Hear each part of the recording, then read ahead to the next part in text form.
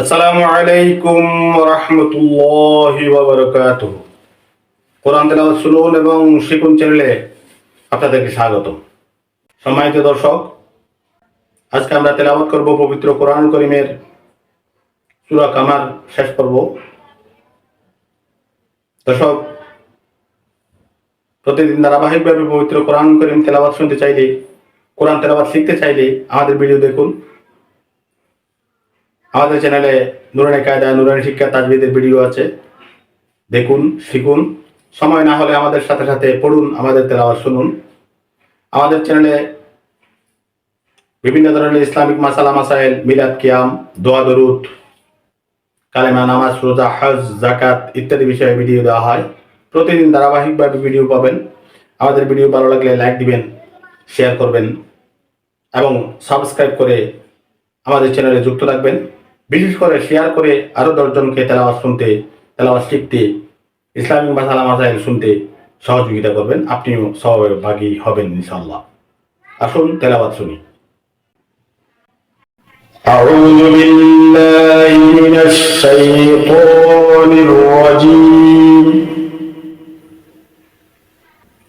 بسم الله الرحمن الرحيم.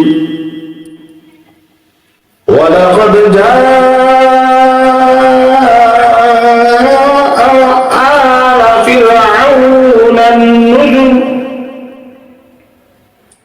كذبوا بآياتنا كلها فأخذناهم أخذ عزيز مقتدر. أكفاركم خير من أولئكم أم لكم براءة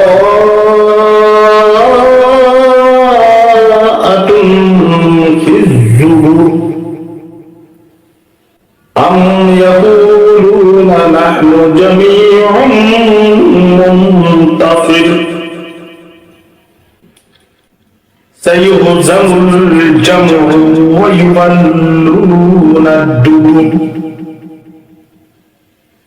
بل الساعة موعدهم والساعة أدهى وأمر إن المجرمين في ضلال وسعر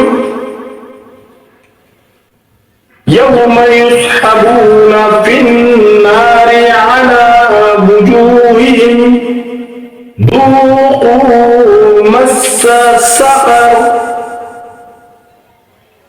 إنا كل شيء خلقناه بقدر وما أمرنا إلا واحدة كلمح بالبصر ولقد أهلكنا أشياعكم فهل من مدكر وكل شيء فعلوه في الزبر وكل صغير وكبير مستطر إن المتقين في جنات ونهر في مقعد صدق عند مليك مقتدر صدق الله العظيم.